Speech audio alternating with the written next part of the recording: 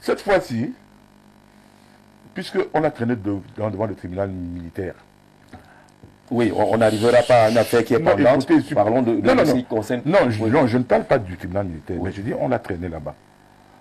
À la suite d'une plainte d'une organisation, on a donc... ODS, oui. Observatoire du développement que personne ne connaît.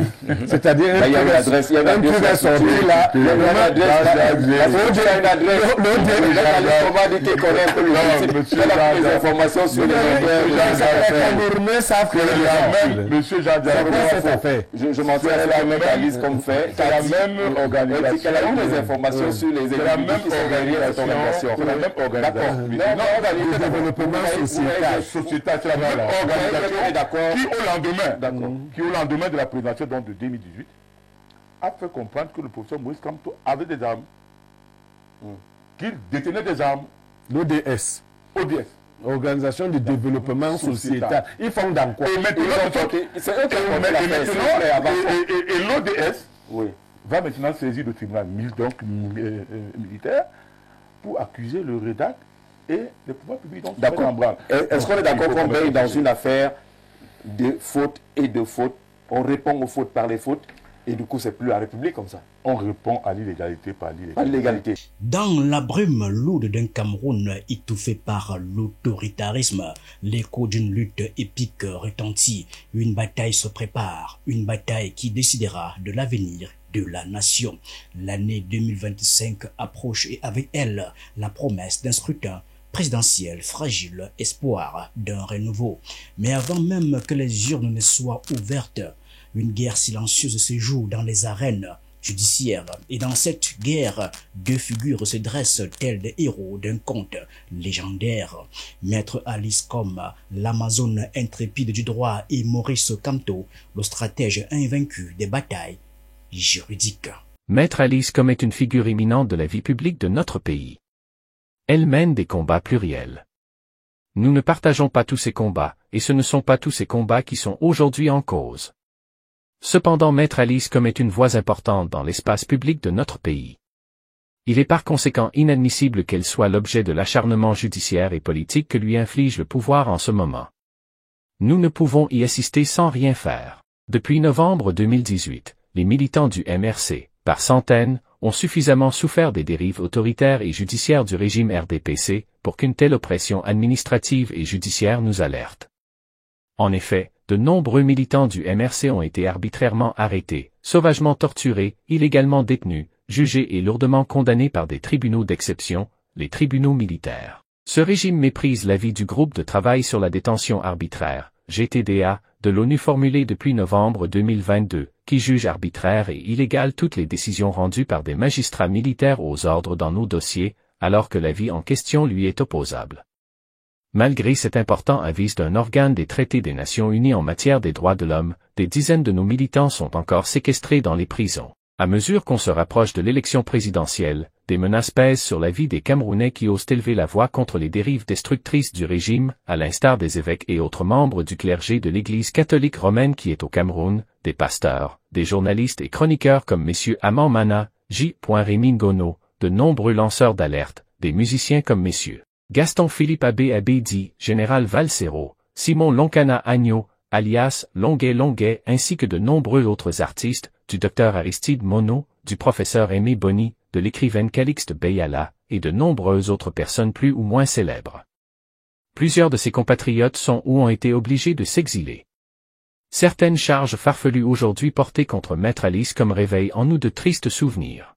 Il faut se rappeler que tous les malheurs du MRC et de ses militants ont débuté au lendemain du scrutin présidentiel du 7 octobre 2018 par le dépôt, le 9 octobre, par la même mystérieuse organisation dite de la société civile appelée Observatoire du développement sociétal, dirigée par un certain Maurice Koulou-Angoulou, d'une plainte absurde au tribunal militaire de Yaoundé contre moi-même et le MRC pour sédition d'appel au soulèvement populaire.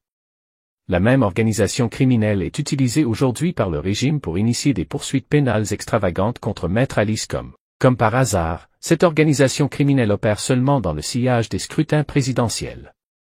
Face à cette situation, le MRC est solidaire de Maître Alice Combes qui, dans ce dossier précis, est, comme ses militants pacifiques, victime de persécutions. C'est la raison pour laquelle j'ai demandé au collectif Maître Sylvain Swab d'entrer en contact avec Maître Alice Com, afin de prendre part, pro bono, à sa défense. Le régime doit comprendre qu'un front judiciaire de ses victimes est désormais constitué et se battra sans ménagement pour faire du Cameroun un État de droit, qui respecte les lois de la République ainsi que ses engagements internationaux librement consentis. Fait à Yaoundé le 4 janvier 2025. Maurice Kanto, président national du MRC, ancien prisonnier politique. Deux figures de pros, deux gladiateurs armés non de boucliers mais de textes de loi se dressent face à la machine implacable d'un régime devenu expert en oppression. C'est une déclaration de guerre au royaume des abus. Les murs de la tyrannie tremblent déjà sous leurs pas. Le pouvoir en place, fort de 4 longues décennies de domination, est une forteresse de ruses et de manœuvres. Tribunaux militaires érigés en outil d'intimidation, plaintes farfelues portées par des organisations fantomatiques et un mépris total pour les engagements internationaux. Une bête colossale, selon cette déclaration de Maurice Kamto. Sa rapace est faite de lois détournées, son souffle chargé de peur et ses griffes plongées dans le tissu même de la nation. Mais il le sait, la présidentielle 2025 pourrait être son dernier combat, alors il frappe, il cible, il oppresse, il réduit au silence. Mais chaque injustice est une tête de l'hydre que nos héros s'apprêtent à trancher. Le ministre, vous l'avez dit tout à l'heure, s'appuie au départ sur un rapport tout à fait de 2003. Nous étions déjà alertés. 2021, donc 3 ans plus tôt. Je voudrais juste signaler qu'il est membre d'un gouvernement et le président de la République a toujours mis dans son héritage le fait d'avoir apporté la liberté et la démocratie. Donc, porter atteinte à la liberté d'agir d'une société qui se bat pour les droits de l'homme n'intéresse pas le ministre, au point qu'il ne veuille pas d'abord respecter le due process of law, qui voudrait que vous informiez la personne de ce que, compte tenu de ce que j'ai reçu, des éléments à votre charge, je voudrais que vous me donniez des explications pour que... Bien. C'est la première des choses que j'ai du mal à comprendre. La deuxième des choses, c'est que toujours la même loi qui lui donne cette habilitation dit qu'il doit avoir été préalablement saisi par le préfet local. Ça veut dire que si les choses avaient été bien faites, regardez le texte, il aurait fallu que le préfet du Vouri saisisse le ministre de l'administration territoriale pour lui dire, voilà, monsieur le ministre, au regard d'un certain nombre d'éléments, je considère que, et c'est sur la base de la saisine du ministre du préfet que le ministre est donc habilité à prendre. Rien de tout cela. À la veille des élections présidentielles, le pouvoir déploie son arsenal pour écraser toutes les voix dissidentes. Mais cette fois, quelque chose a changé. Un murmure se lève, se propage et devient un rugissement. Il annonce l'arrivée des super soldats du droit. Alice Com et Maurice Kamto préparent une contre-offensive juridique d'envergure. Si Éric Dupond-Moretti, si l'avocat Éric Dupond-Moretti était camerounais, il aurait déjà fait la prison au moins 5 fois. Mais la loi est claire là-dessus, non? Je dis, on l'a vu, mais la loi est également claire en France.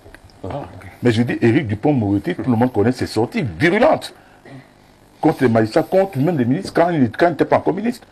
S'il avait été au Cameroun, on l'aurait jeté au moins 10 fois en prison. Non, il faut arrêter ça.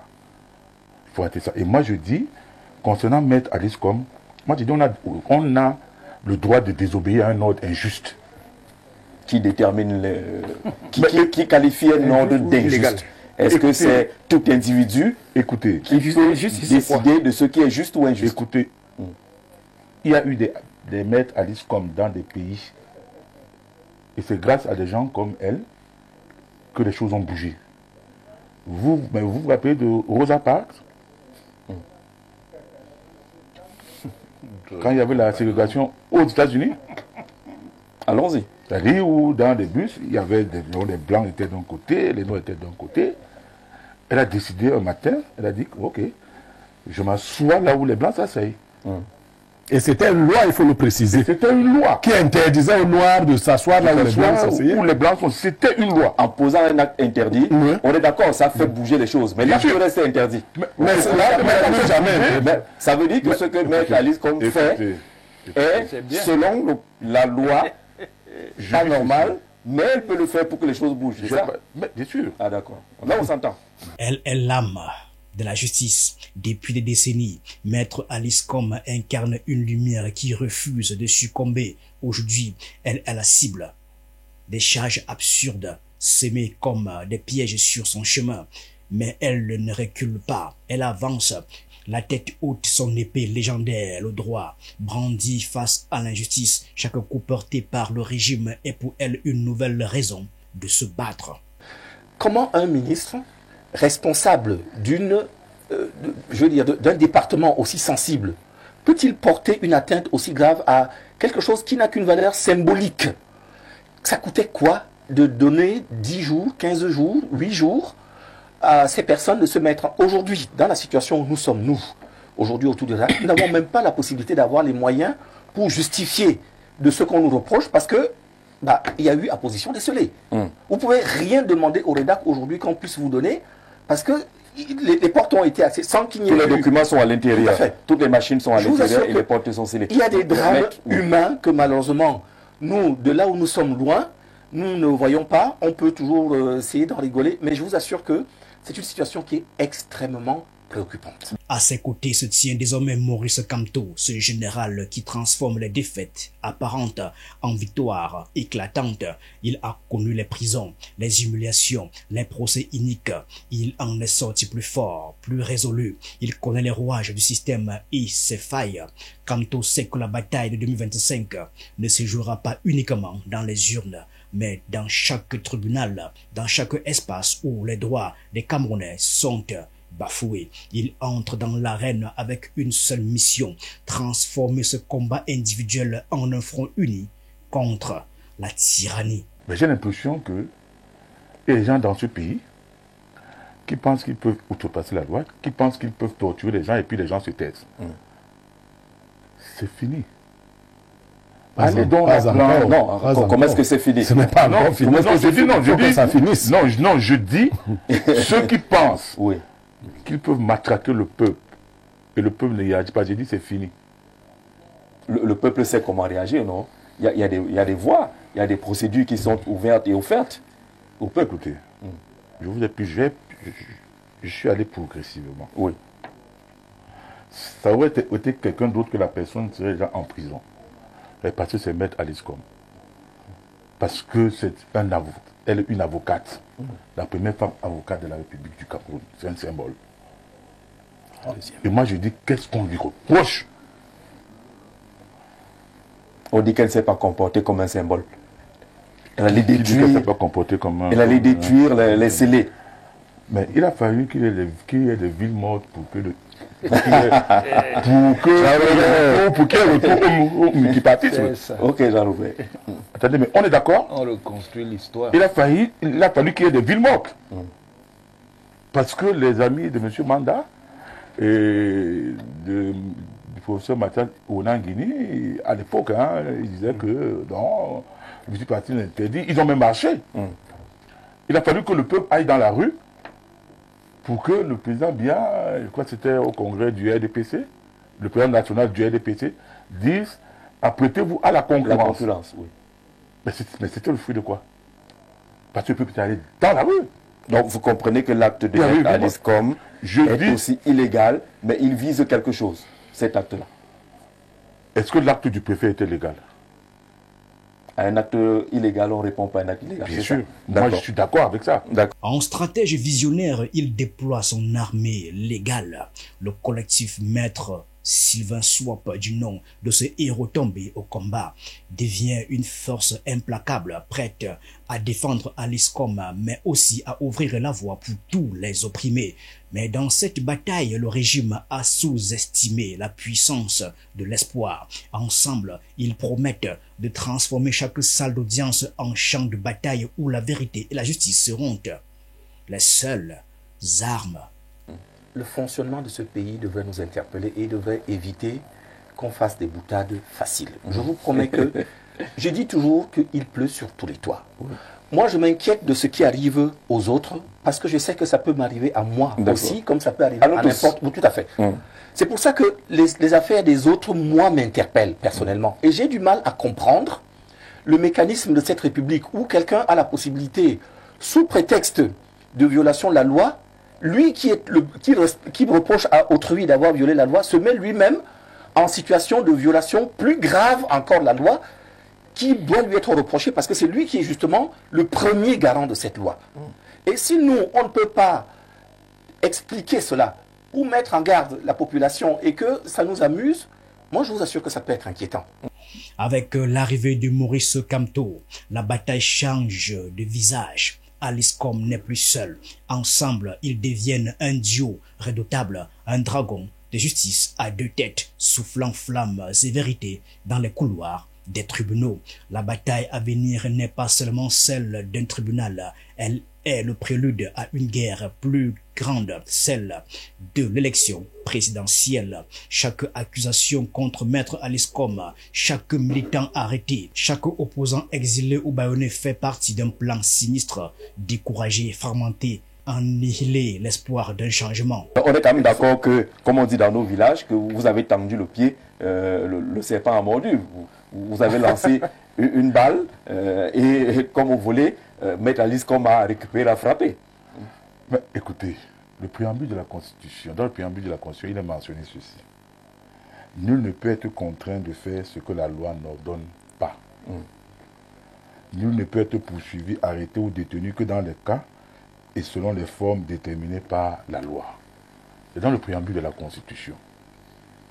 Le préfet du Vouri, en servant une convocation assortie d'un exploit judiciaire, c'est un peu s'est conformé. Et quand il le fait, après la levée de bouclier de Maître Aliscom, ça veut dire qu'il s'est rendu compte qu'il y a eu faute quelque part. Que quand on est venu sur lui, il y a faute quelque part. Donc il y a eu faute. Alors, il faut savoir une chose. Et moi je dis, les gens font des déclarations dans ce pays, c'est parce qu'ils sont des ministres qui doivent dire n'importe quoi. On parle de 16 milliards. Mais écoutez, ils se fondent sur quoi? Où est le rapport de l'ANIF? Parce qu'il s'est appuyé sur... Il a prétendu qu'il s'appuie sur un rapport de l'ANIF de 2021.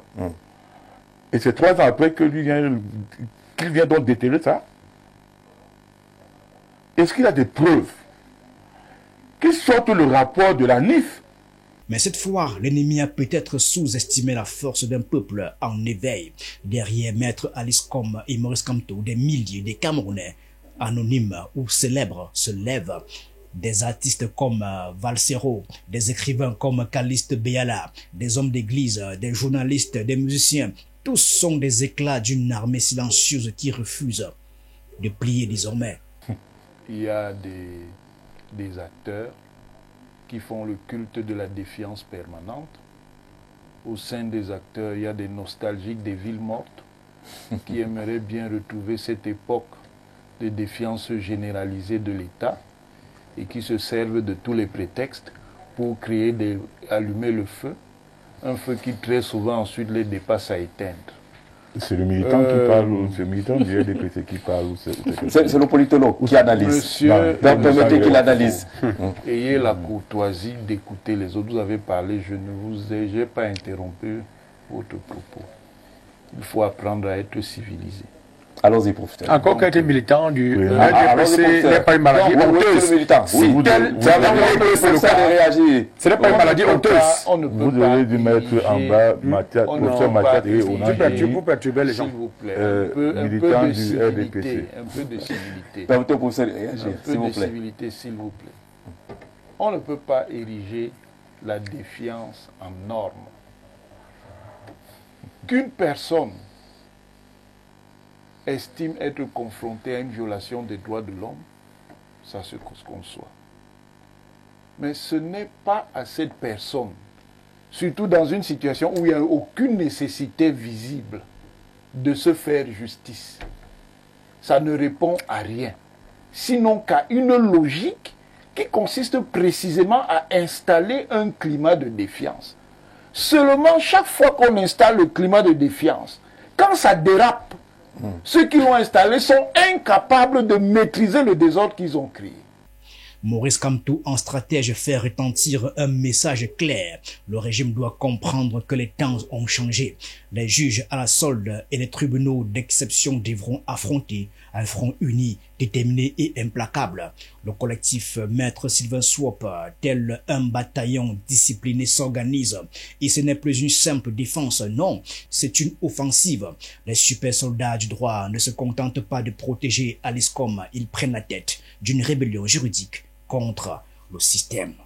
Moi, je suis plutôt étonné que vous vouliez banaliser une situation qui met en relief quelque chose de gravissime. C'est quoi? Excusez-moi, on ne peut pas être en face. C'est quoi qui est gravissime? Les propos du ministre ou l'acte posé? Qu'est-ce qui est gravissime? Donc, le fait que Aliscom ait reçu 16 milliards, c'est ça qui est gravissime. Non. Le ministre, lui, n'a jamais reçu 16 milliards.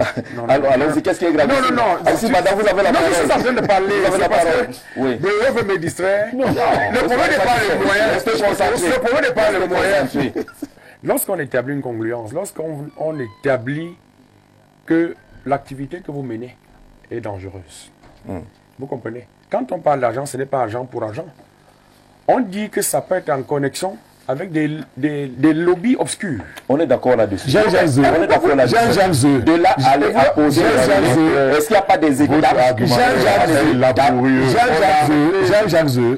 Si vous permettez, j'ai une question. Je suis une seule. Oui. Est-ce que l'argent là serait là-bas, là où ils sont allés apposer les CD? D'accord. L'issue est incertaine. Le régime est puissant. Ses griffes profondément ancrées dans les institutions. Mais l'histoire nous enseigne que même les dragons les plus terrifiants peuvent être abattus. Chaque audience judiciaire devient ici un duel. Chaque verdict un acte de résistance. Et à l'aube de cette année décisive, un frisson parcourt le pays. La bataille entre le régime et les super soldats du droit ne fait que commencer. Mais déjà, le sol tremble sous les pas de ces guerriers infatigables.